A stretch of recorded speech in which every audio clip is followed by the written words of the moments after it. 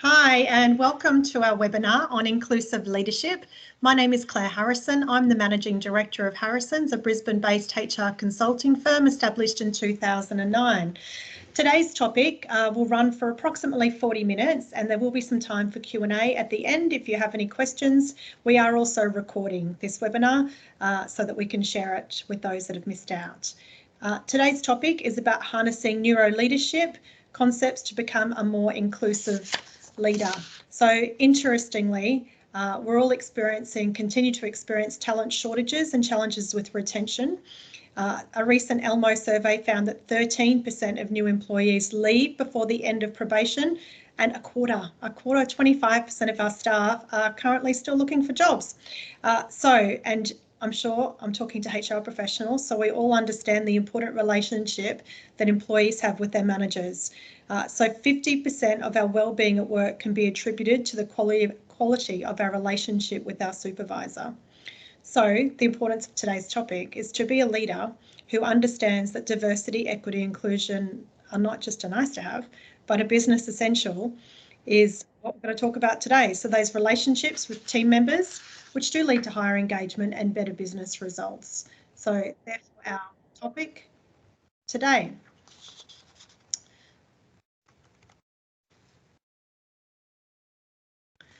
A disclaimer, we're not lawyers, we're not giving you any legal advice, nor are we giving you any specific information that relates to a situation that may be happening within your organisation. A little bit about Harrison's. As I said earlier, we were established in 2009. We're a HR consulting firm and we operate across these 4 service areas. So consulting, anything across that a HR function would do, across HR, ER, workplace relations, organisational development, leadership development, and a little bit of work health and safety. So, and working with clients across Australia, anything from SMEs to government and larger organisations. Our second service is our HR team service, which we explain as being an outsourced, insourced HR service. So that's where a client has decided to come to us to outsource the HR function rather than hiring their own professional HR manager. So that service starts with a HR health check. We develop a HR plan. We normally include an employee engagement survey as well. We also look at the compliance pieces, so an award and pay audit, a review of employment contract templates, review of policies, and then really that plan addresses the priorities of specific organisations. So that could be anything from acquiring another organisation and the change management, workplace relations that goes with that. It could be implementing a HRIS and onboarding. It could be recruitment in some cases. So that's our HR team service. Our third service is recruitment and onboarding, and that's mainly focused on professional, managerial and executive positions. The difference that we try to offer is that we do offer the initial scoping service to get your position description right, to get the criteria right. We do a lot of work with you on your employee brand, your employee value proposition. And then what we do also as part of the service is that we will facilitate your probation period reviews between the manager and the employee. That's about our commitment to wanting to make that relationship work, because like I've just said, that first 90 days is so important. So we want to make sure that you're getting that right. So that's our recruitment and onboarding service. And the last service is My HR Expert. So that is an online subscription service. So that has a load of tools and templates around contracts, policies, videos, webinars to help you with managing the HR function for your business. That's a little bit about our services. So each month we have a charity partner that we support, and it's really about supporting them financially, ideally, because most of them, that is what they need, while also raising awareness for the cause that exists. So this month we're supporting, they are a Brisbane-based charity.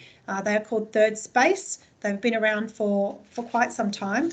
So Third Space is a daytime drop-in centre where people experiencing or at risk of homelessness in Brisbane can find support, dignity and hope. At Third Space, they form relationships, they build trust and provide hope in a place of safety. Every person who comes to the centre has their own set of needs and their own story to tell. some examples up on the presentation at the moment. So Third Space helps thousands of people every year through the dignity of a hot shower, cafe-style meals, as well as access to medical, mental health, legal, tenancy, employment and other services. These services focus on breaking that cycle of homelessness. So how can you help? So you could give in-kind donations. So currently we are supporting them in this endeavour. So if you want to deliver to Third Space or to Harrison's office in East Brisbane between now and the 30th of April, we're collecting men's, they specifically are looking for men's shorts, jeans, tracksuits and jumpers, mainly medium to large size, especially medium. Ladies shorts, mainly 10 to 16. Runners and new thongs, new socks and underpants. Backpacks and belts, again, mainly for medium to largish men's sizes. So if you have any of those items that you're wanting to get rid of and you're in Brisbane, if you want to drop them off to our office in East Brisbane, or you can take them directly to Third Space. Other ways you can help is monetary donations. So if you go to their website, they have a donate button that you can do that. Or also they do have a workplace giving program. So if you're an employer that's looking to do that, please contact Third Space around that as well. Another way to help them is volunteering. So what they do look for in terms of volunteering is individuals who are open to committing at least one shift per week for at least 3 months. So again, if you're interested in volunteering at Third Space, then I highly recommend that you contact them. So that's Third Space, and really encourage you to support them given the significance and the real need that exists in regard to homelessness in Australia. And next, I would like to introduce Lisa Stockwell. So Lisa is your presenter for today. Lisa is a senior consultant with Harrison's with more than 25 years of HR experience, including 10 years as head of HR in professional services. Lisa's passion is for neuroleadership and how that applies in the workplace, particularly in relation to diversity and inclusion, performance development, coaching, leadership, and other interpersonal interactions at work. Lisa is a Neuroleadership Institute results trained coach. She's a career coach and holds a current mental health first aid certificate. I'll now hand over to Lisa. Thank you. Thanks, Claire. Okay, so today we'll be looking at inclusive leadership in terms of neuroleadership. So first of all, we'll have a quick chat about what that actually is and how you can use that to become a more inclusive leader. We'll then look at a couple of the models that play a really pivotal role in neuroleadership, the SCARF model and looking at growth versus fixed mindset. Why are we even talking about DEI? So what is that business case for having better diversity, equity and inclusion in your organisation? And then finally pulling it all together with some practical tips on how to be more inclusive as a leader. Okay, so what is neuroleadership?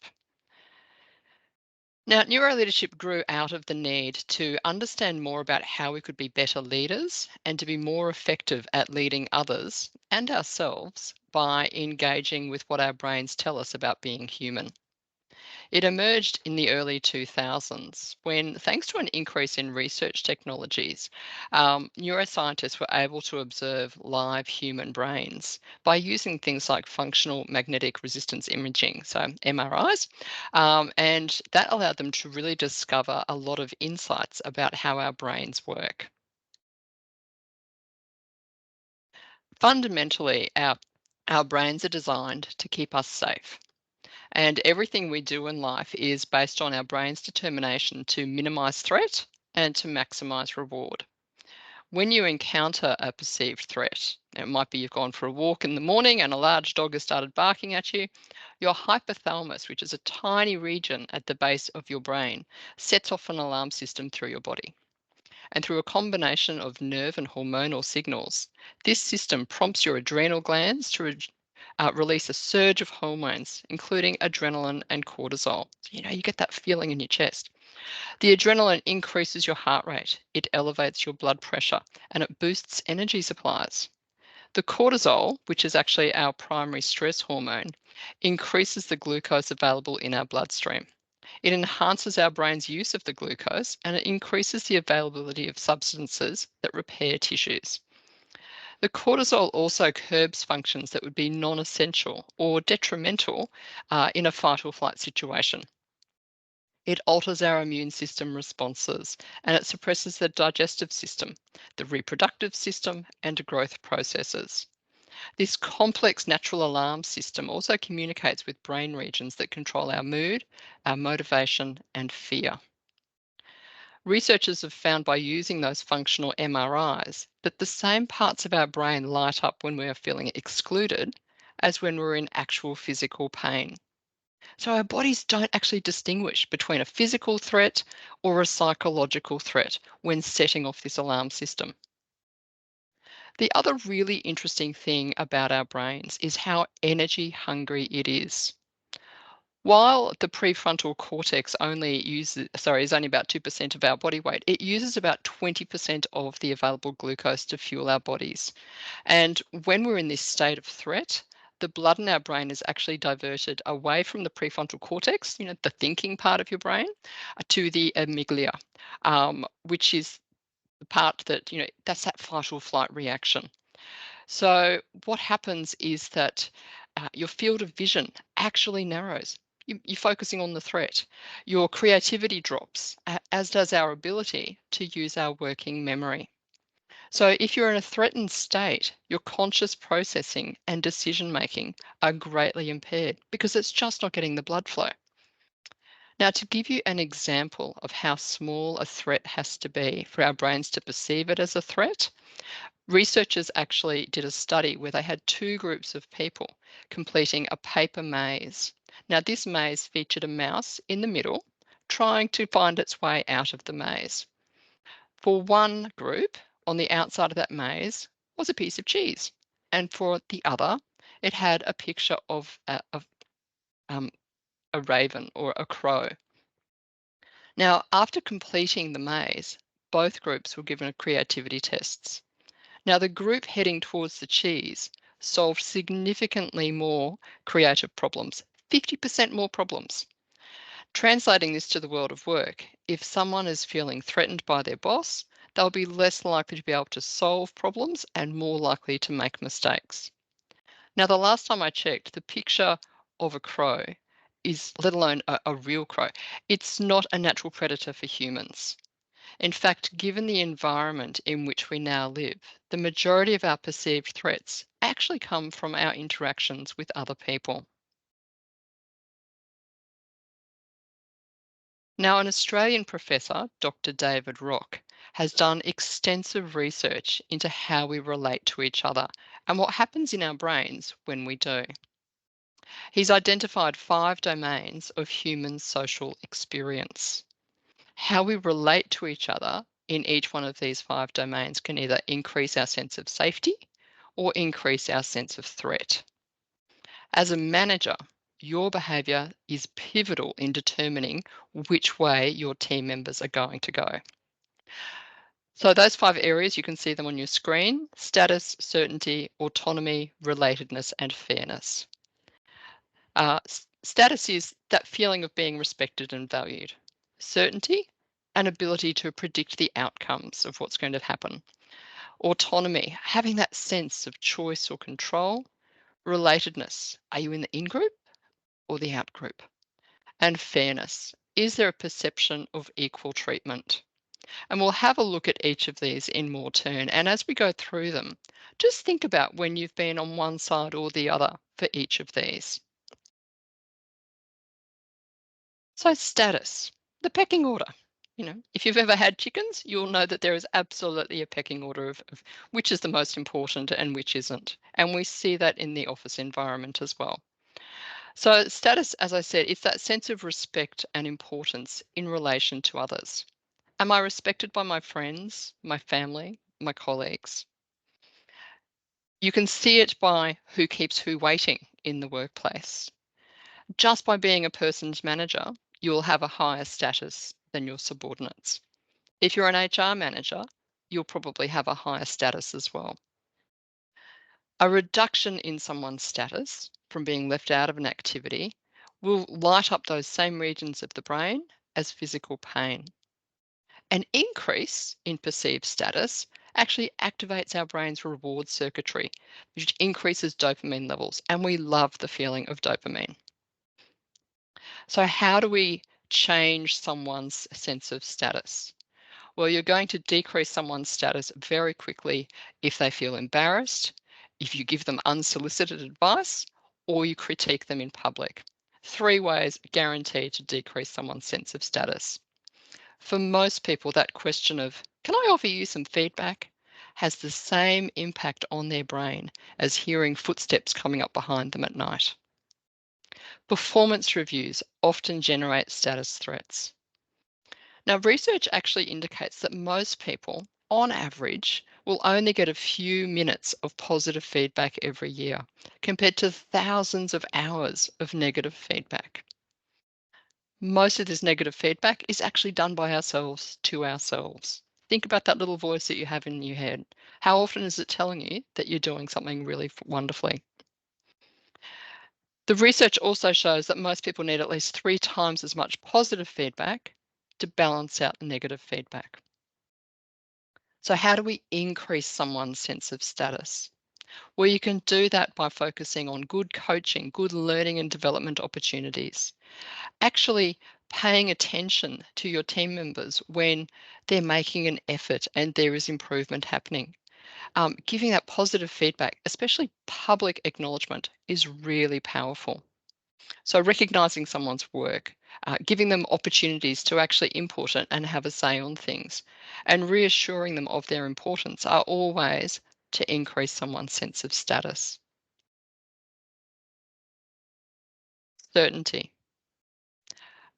Our brains love to try and predict the future, and if we can't, we fill in the gaps with our assumptions. So certainty is really about having that sense of clarity to predict future outcomes. You want to feel confident that you know what's coming next in your life.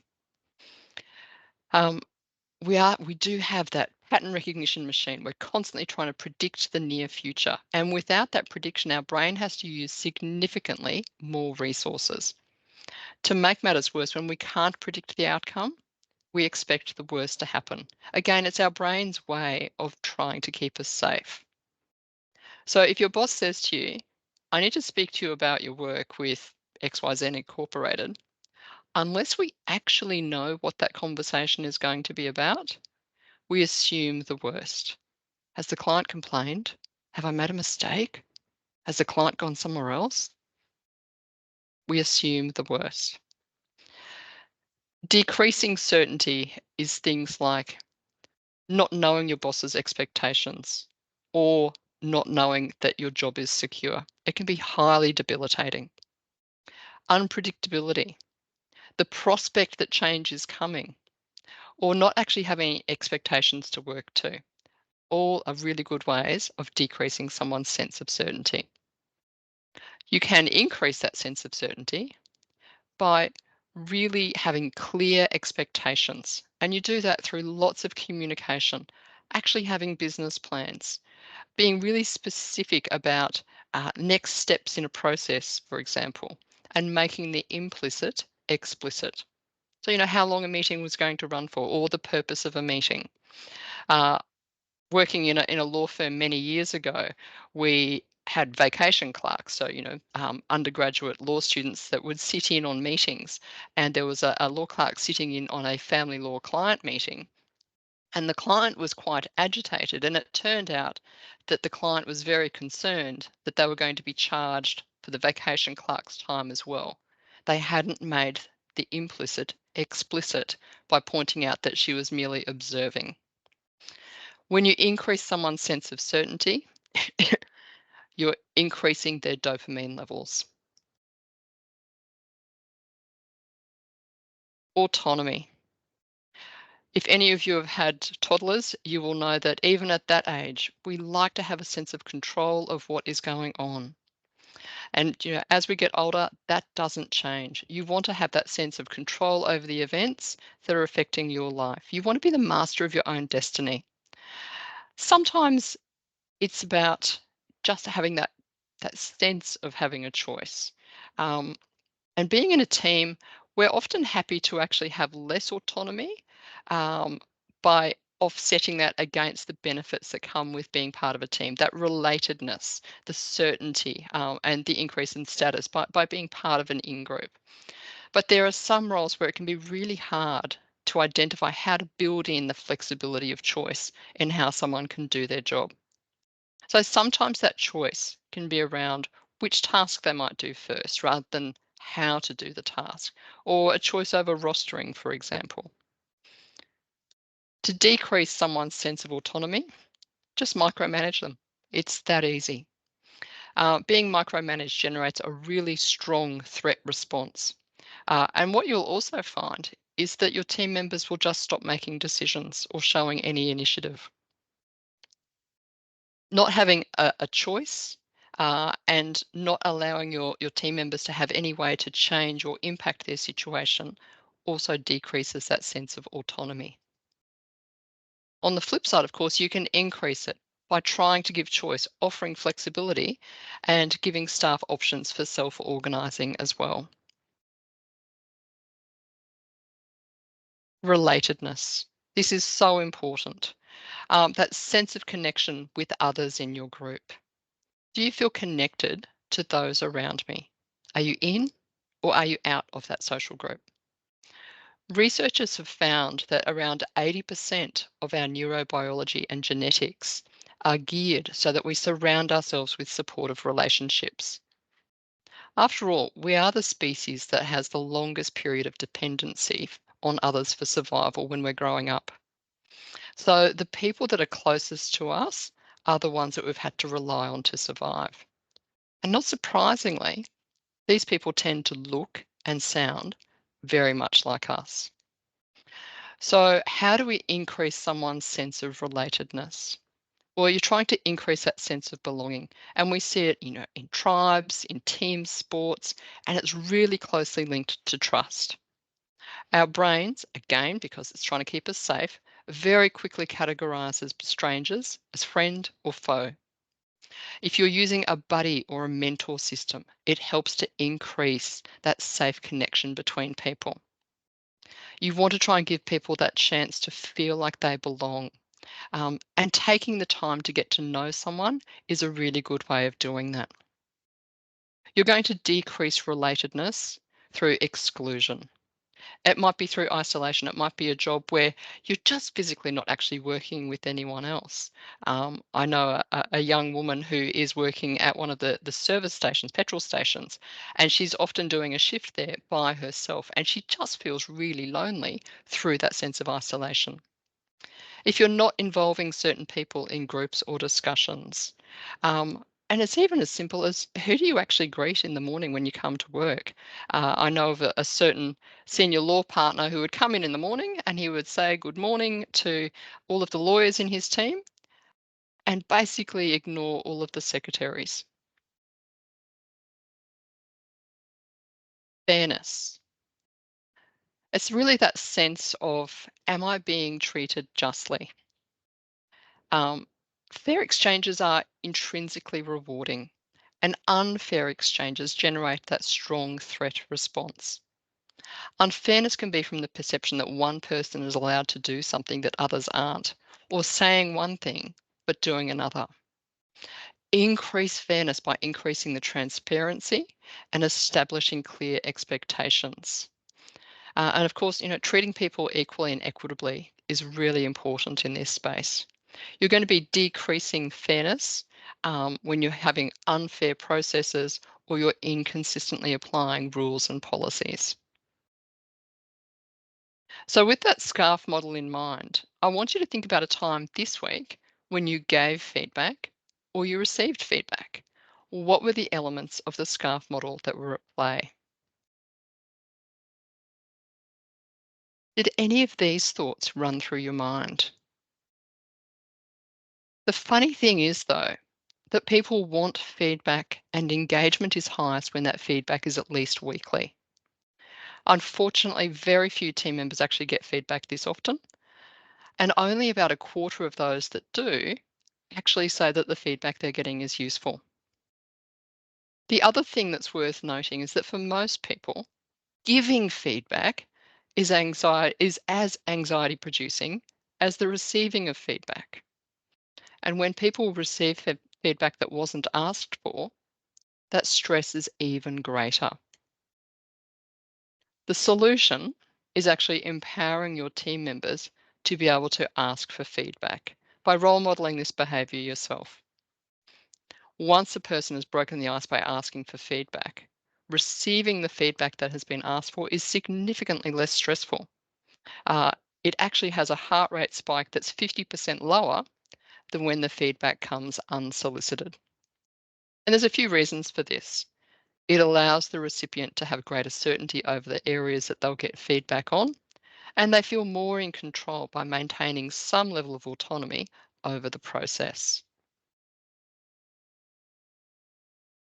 The other really important concept in the space of neuroleadership is what we call this growth versus fixed mindset.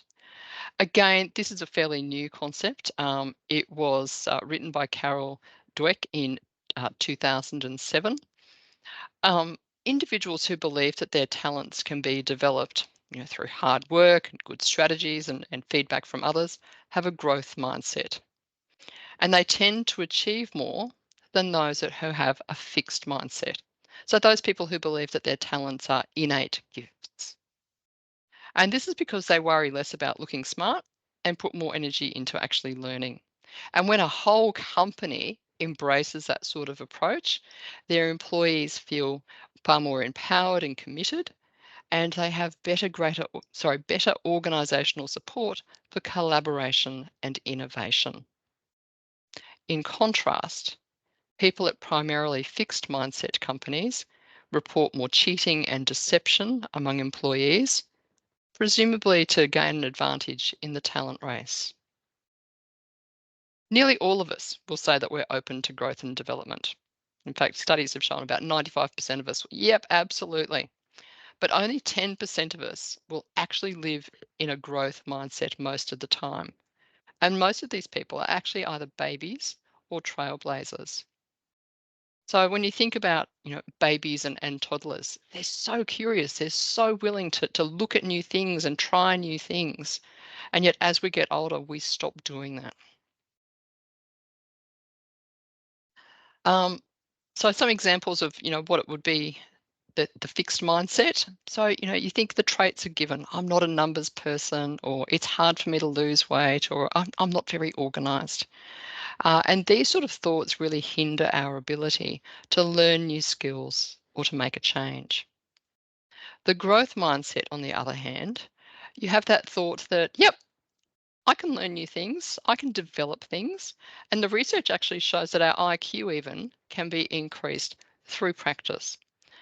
Um, if we have a setback or things aren't coming as quickly as we would like, it's just a sign that I'm not there yet. I can't do it yet. And that word yet is so powerful because it suggests that it is possible if I keep having a go.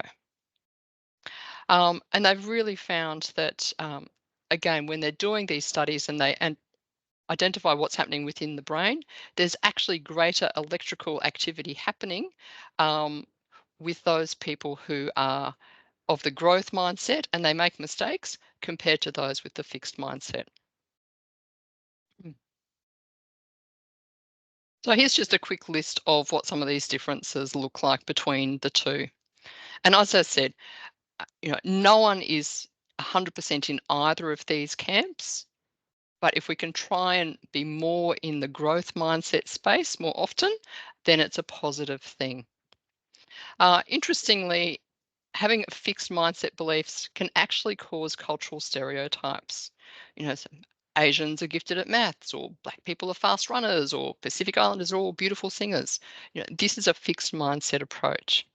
In a study of more than 15,000 students with 150 professors, the classrooms led by professors who believed that ability was a fixed attribute actually had racial achievement gaps up to twice as large as the courses taught by a professor with a growth mindset. So it's not just your own belief, it's the belief of those around you as well.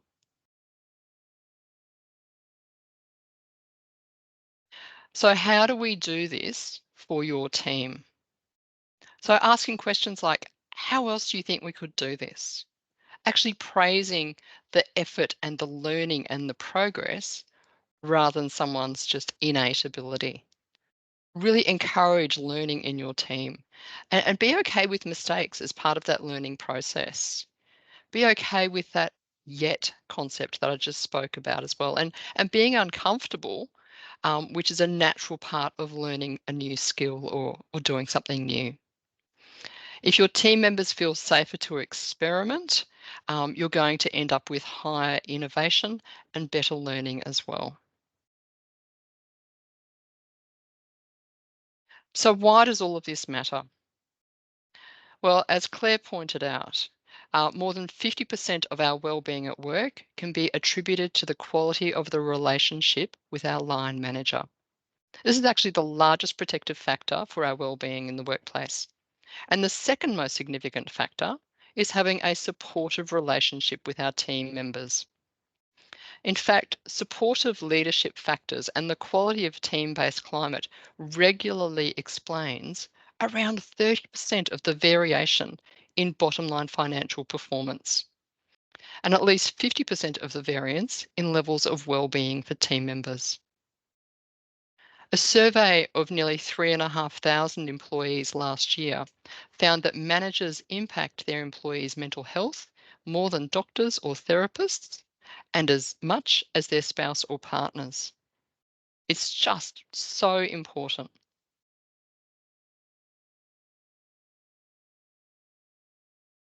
Okay, so how do we pull this together with diversity, equity, and inclusion? So just a quick recap on what we're talking about with these different concepts. So diversity is that mix of people in your organisation, the differences between the people and how they identify in relation to their social identity and their professional identity. It can be an internal dimension or an external dimension. And each one of these dimensions is different for every one of us, and how they come together in a unique way that really shapes the way we view and perceive the world and how others perceive us. Equity. Look, it's often used interchangeably with equity and equality, but they actually mean different things and lead to different results. And the little graphic we've got there on the screen really illustrates that very well. Finally, inclusion. Inclusion refers to getting that mix of diverse people in an organisation to work together to improve performance and well-being. And that will only happen when your people feel respected, valued, and connected to their colleagues and progressing in their careers. So how do we use neuroleadership to become a more inclusive leader? So we're going to have a look at each of those different elements of the SCARF model and of course the growth mindset approach in a variety of situations that we find ourselves in as leaders, if not every day, then certainly on a pretty regular basis. In your team meetings, it's really important to check the dynamics of your team meetings. Take note of who's speaking the most, who's interrupting others, and who's being interrupted. Who's taking the minutes or being asked to organise the social events?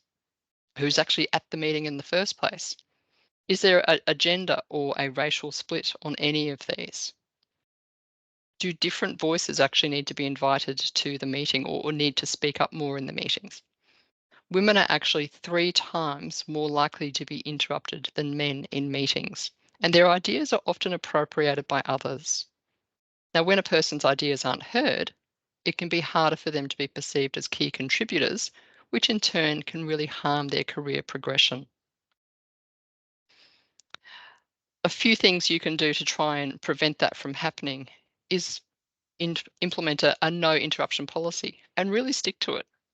Making sure that you're using inclusive language in your meetings. Actually practice being an active bystander, whether this is a subtle nudge in the ribs of the interrupter or simply saying something like, I'd really like to hear Nadia finish what she's saying. Support your colleagues. If you hear a good idea from a member of an underrepresented group, or in fact from anyone, back them up and give credit where it's due. The research actually shows it will make you look like a better person, as well as the person who deserves the credit. and create systems to fairly distribute office housework. And what I mean by office housework is all of those little jobs that are so important for the good functioning of a team, but don't actually exist in anyone's position description. So who's looking after the annual leave roster? Who makes sure that the new person actually has everything that they need on their first day? Who makes sure that there's going to be a morning tea to celebrate someone's birthday? Typically, these things all fall to the women in the team, and that shouldn't be the case. Recruitment and selection.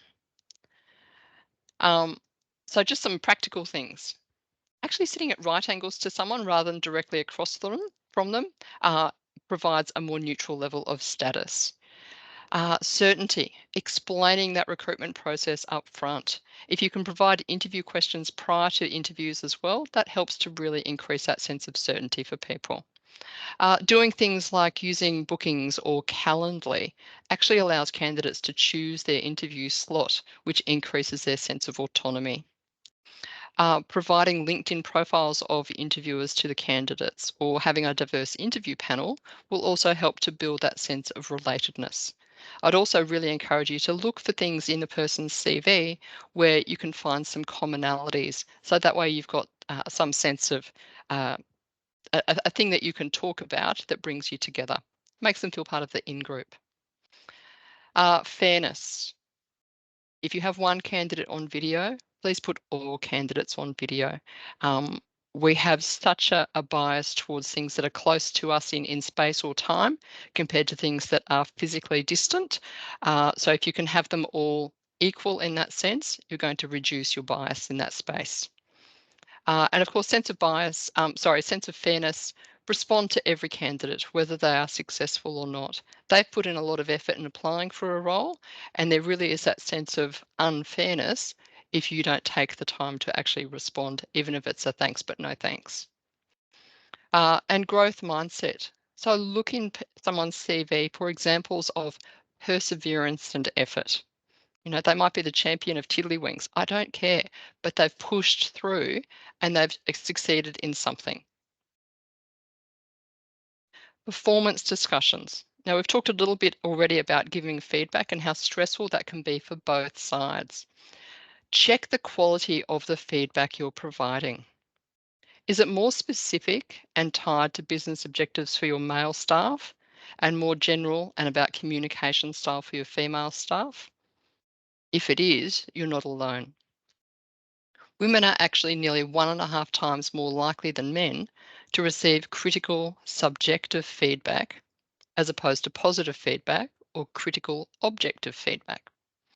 Likewise, in another study of performance reviews, 2/3 of women, but only 1% of men, received negative feedback on their personality style. You know, it can be a bit abrasive. The quality of your feedback will have a direct impact on your team members' promotion readiness. So write down the feedback that you plan to give. Review what you've written and ask yourself, how will this feedback support the team member to perform better in their role? If it's not specific, if it's not clearly tied to business objectives, if it focuses on communication style, then have another go at crafting your message before you deliver it. Performance criteria is another area that's really important to look at as well. Often in organisations, our performance review forms are often quite open-ended and fairly general in nature, since they need to apply to such a wide range of roles across an organisation. This free text option allows for many of our unconscious biases to creep in. Researchers have found time and time again that women and people of colour are held to a higher standard of performance. And when performance criteria are unclear, evaluators actually shift the criteria around to favour a male applicant over a female one. Further, we tend to hire or promote women based on their past performance and hire men based on their future potential. And this can be an enormous difference for two colleagues that are performing exactly the same. Many managers also admit that they start writing their evaluations before firstly reviewing their employees' goals, which allows for biases such as affinity bias, recency effect, or halo bias to influence the outcome.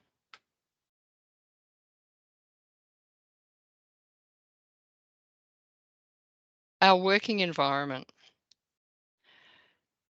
So for things like status, have a look at are there different perks related to being different levels? Try and minimize that where you can, whether that's, having same sized offices or workstations, for example. Certainty, things like having lots of notice for rosters or upcoming training or other events that might be happening so people can plan appropriately, particularly if there is significant change about to happen in your organisation. Autonomy, look, letting staff choose their own shifts where possible. Relatedness. So often communication is such a really big problem where we talk about, there's silos and we don't talk very well, we don't communicate well. So what sort of cross-team events can you have to try and break down those silos? Of course, having a consistency in your policy applications across different teams. There's no point in having this wonderful flexible work policy if manager A applies it, but manager B does not. And of course, with a growth mindset, support those collaboration opportunities, celebrate the success of others is so important in that work environment space. Of course, Harrison's can assist you in this space as well with things like an employee engagement survey and action planning afterwards. We have a terrific leadership development program that we can implement with you, as well as looking at leadership style assessment and coaching as a result.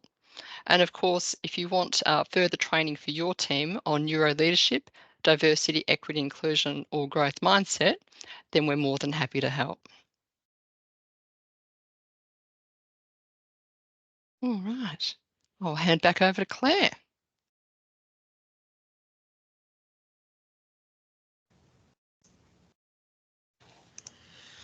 Thanks, Lisa. That was excellent. Thanks for giving us more information on growth mindset, neuroleadership, the SCARF model, and how they can help in terms of developing our own inclusive leadership and workplaces, really. Lisa provided some great practical strategies that you can quickly take back to your workplaces. So if you need any help, Lisa mentioned some of the ways that we could help you and would love to help you, then please get in contact with us. But before we close off, I haven't seen any questions come through, but if you'd like to pop any questions in the chat box now, we can just hold on to those. While you're thinking about that, just as a reminder of our charity partner, Third Space, if you want to get behind and support them.